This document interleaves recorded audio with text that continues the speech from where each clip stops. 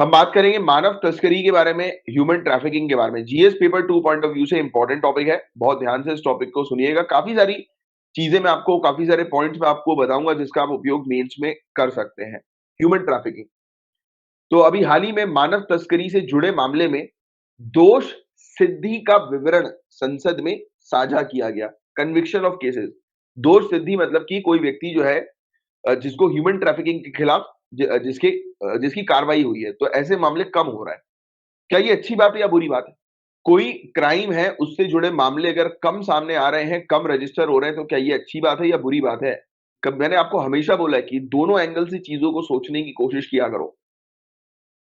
दोनों एंगल से। क्या अच्छी बात जो है वो क्या है कि हाँ, अपने आपने ऑपरेशन किया तो मामले कम हुए। बुरी बात क्या है कि आपके पास उतने सबूत आप इकट्ठा ही नहीं कर पाए, उतनी कार्रवाई आप कर ही नहीं पाए, उतनी स्ट्रिक्टली उस क्राइम को आपने जो है वो रोकने की कोशिश नहीं करी, तो रजिस्टर नहीं हुए ना।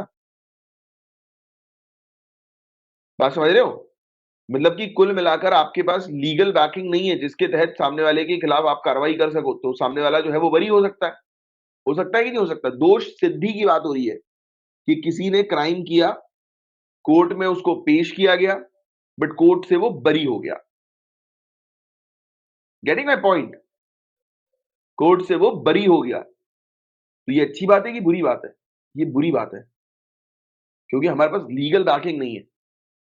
कई केसेस में एविडेंसेस, सबूत होने के बाद भी क्रिमिनल्स जो होते हैं वो बरी हो जाते हैं बिकॉज ऑफ लीगल इश्यूज या लीगल लूप होल्स।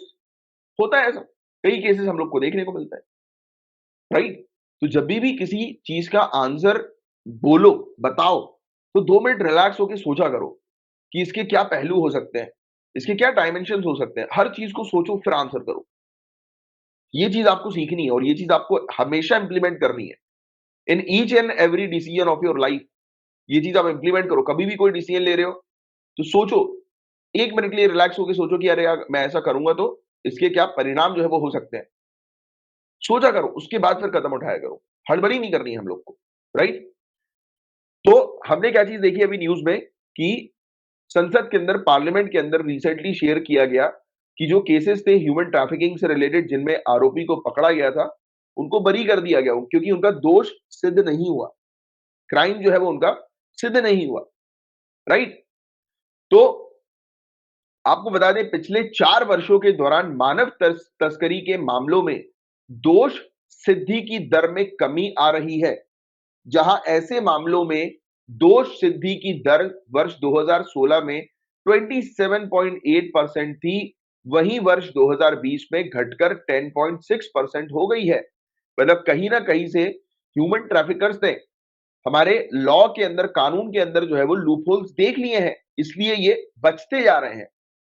तो देश में मानव तस्करी रोधी इकाइयों, एंटी ह्यूमन ट्रैफिकिंग यूनिट्स, जिसको एएचटीयू हम लोग कहते हैं, तो देश में एएचटीयू की संख्या बढ़कर 696 हो गई है। तो ये एक प्रकार की अच्छी बात है कि हमारे पास ऐसी यूनिट्स हमने बढ़ा दी है, इंक्रीज कर दी है, जो कि ह्यूमन ट्रैफिकिंग को रोकने के लिए काम करे।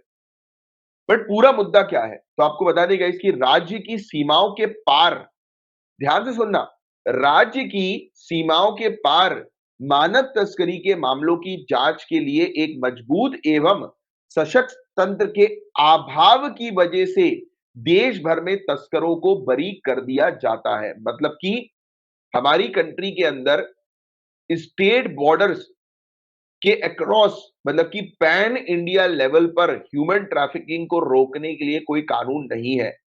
जैसे कि आप जानते हैं गाइस, पुलिस जो है, बताइए, स्टेट सब्जेक्ट है या सेंट्रल सब्जेक्ट या union subject? Police state subject है। अब अगर एक स्टेट की पुलिस किसी ह्यूमन ट्रैफिकिंग के केस को डील कर रही है जिसमें इन्वॉल्व क्रिमिनल्स हैं, वो अगर स्टेट छोड़ के दूसरी स्टेट में चले जाते हैं, तो ऑब्वियस सी बात है कि उन तक उनको पकड़ना जो है वो थोड़ा सा डिफिकल्ट हो जाता है, मुश्किल हो जाता है, राइट? क्योंकि स्टेट के दायरे में ही ये यूनिट्स है वो ऑपरेट करती हैं, एएचटीयू यूनिट्स।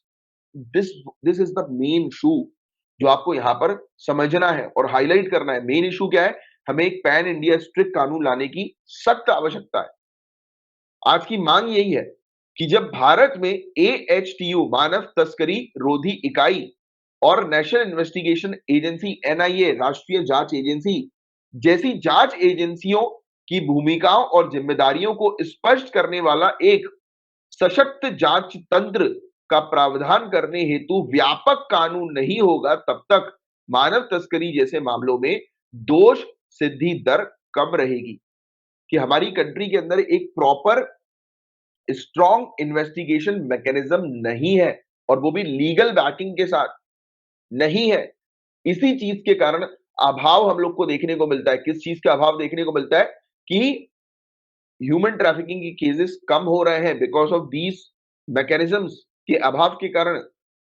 ये जो स्ट्रॉन्ग इन्वेस्टिगेशन मैकेनिज्म है ये नहीं है, इसके कारण केसेस जो है वो कम हो रहा है, क्योंकि दोषी को पकड़ती हैं एजेंसीज, दोषी जो है वो बरी हो जाता है, राइट? कुछ मतलब लूप होल्स जो है वो दिखाकर। तो आप स्ट्रॉन्ग कानून जो है वो लेकर आओ, दिस इज वेरी इंपॉर्टेंट। इस संबंध में सरकार द्वारा किए गए क्या प्रयास हैं? तो ministry of women and child welfare, महिला एवं बाल कल्याण मंत्रालय, इनके द्वारा मानव तस्करी रोकथाम देखभाल और पुनर्वास विधेयक 2021, trafficking in person prevention care and rehabilitation bill 2021 तैयार किया गया है। इस बिल के हाईलाइट की बात करें गाइस, तो इस बिल के अंदर स्ट्रिक्ट पनिशमेंट जो है वो डाली गई है, कड़ी सजा का प्रस्ताव किया गया है, फाइन्स रखा गया है, और इवन जो भी व्यक्ति के खिलाफ कार्रवाई होगी उसकी प्रॉपर्टी तक को सीज कर दिया जाएगा। इस बिल के अंदर महिलाओं और बच्चों के अलावा ट्रांसजेंडर्स को भी जो है वो एक्ट किया है। कई बार ट्रांसजेंडर भी जो है वो ट्रैफिकिंग के शिकार बनते हैं, तो उनको भी इसमें इंक्लूड कर लिया गया है। और इस मसौदे में उस प्रावधान को भी समाप्त करने के प्रावधान किए गए हैं जिसके तहत किसी व्यक्ति को पीड़ित के रूप में परिभाषित करने के लिए उसे एक स्थान से दूसरे स्थान पर ले जाया जाना आवश्यक होता है। तो जनरली ह्यूमन ट्रैफिकिंग के केस में हम लोग को देखने को मिलता है कि जो पीड़ित है, विक्टिम है, उसे एक स्थान से दूसरे स्थान पर ले जाना जरूरी है, ट्रांसपोर्ट करना जरूरी है, तभी वो इस ट्रैफिकिंग की डेफिनेशन में आएगा। तो इस प्रोविजन को हटा दिया गया है, राइट? और एक्सप्लॉइटेशन को डिफाइन किया गया कि एक्सप्लॉइटेशन के अंदर आप प्रोस्टिट्यूशन जो हम लोग को देखने को मिलता है तो उसको भी जो है आप इंक्लूड करो, और दूसरे फॉर्म ऑफ सेक्सुअल एक्सप्लॉइटेशन को इंक्लूड करो, जैसे कि pornography, physical exploitation, force labour, slavery, removal of forced removal of organ, तो इसको भी आपको इंक्लूड करना है। लॉ जो है वो सभी सिटीजन्स, इंडियन सिटीजन्स, इंडिया के अंदर रह रहे हो या इंडिया से बाहर रह रहे हो, सभी के लिए एप्लीकेबल है।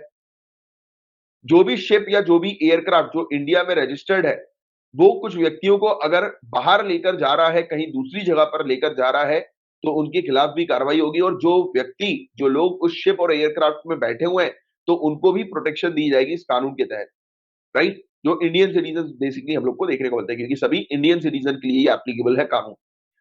और फॉरेन नेशनल और स्टेटलेस पर्सन भी, राइट, जो इंडिया के अंदर रहे हो उस पर्टिकुलर, जब ये कानून बना है उस समय के दौरान, और उनकी तस्करी हो गई हो, कई बार जैसे कोई टूरिस्ट आए इंडिया के अंदर, राइट, घूमने के लिए, और इंडिया के अंदर उनके खिलाफ जो है वो मामला हो गया, मतलब कि वो विक्टिम बन गए, पीड़ित बन गए, ह्यूमन ट्रैफिकिंग जो है वो उनके अगेंस्ट हो गई, राइट? वो केस उनके अगेंस्ट, केस नहीं मतलब कि घटना जो है उनके अगेंस्ट हो गई, तो उनको भी प्रोटेक्शन देना, उनको भी न्याय प्रोवाइड कराना जो है वो हमारी जिम्मेदारी है, राइट? तो ये चीज आपको थोड़ा सा ध्यान में रखना है। एवरी ऑफेंस ऑफ ट्रैफिकिंग, सभी ऑफेंस जो हम लोग को ट्रैफिकिंग के देखने को मिलते हैं क्रॉस बॉर्डर इम्प्लीकेशंस के, तो वो भी इंक्लूड किए गए। क्रॉस बॉर्डर मतलब कि देश के बाहर के हम लोग को देखने को मिलता है कि अगर एक व्यक्ति इंडियन सिटीजन देश के बाहर भी अगर उसको ले जाया जा रहा है तो उसको भी हम प्रोटेक्ट करके ला सकें। Defence personnel, government servants, doctor, paramedical staff और कोई भी उस अथॉरिटी में जो हम लोग को देखने को मिलता है, राइट, तो वो भी जो है वो इसके अंदर इंक्लूड किया गया है, इसी चीज के अंदर शामिल किया गया है, इंक्लूड किया गया है प्रोटेक्शन के दायरे में, राइट? तो ये चीज हम लोग को देखने को मिलती है। और ह्यूमन ट्रैफिकिंग से रिलेटेड कॉन्स्टिट्यूशनल और लेजिस्लेटिव प्रोविजन हम लोग को क्या देखने को मिलता है?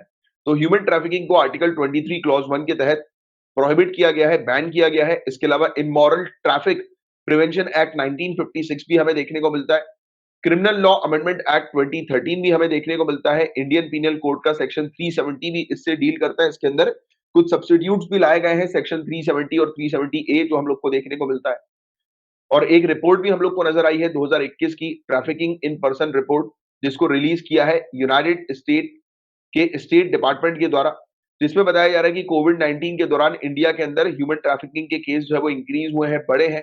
राइट? और इवन पूरे दुनिया भर में ह्यूमन ट्रैफिकिंग के केस जो है वो काफ़ी ज़्यादा बढ़े हैं और इंडिया के अंदर कोई भी मिनिमम स्टैंडर्ड नहीं है ह्यूमन ट्रैफिकिंग के केसेस से निपटने के लिए, राइट? तो ये चीज़ हम लोग को देखने को मिलती है। तो ये था गाइस पूरा ओवरऑल टॉपिक ह्यूमन ट्रैफिकिंग से रिलेटेड काफ़ी सारे points, mains point of view से आपको मिले होंगे। इसको ज़रूर जो है वो आप यूज़ करिएगा अपने मेन्स के आंसर में and prelims point of view से भी काफ़ी इंपॉर्टेंट फैक्ट्स हमने डिस्कस किए।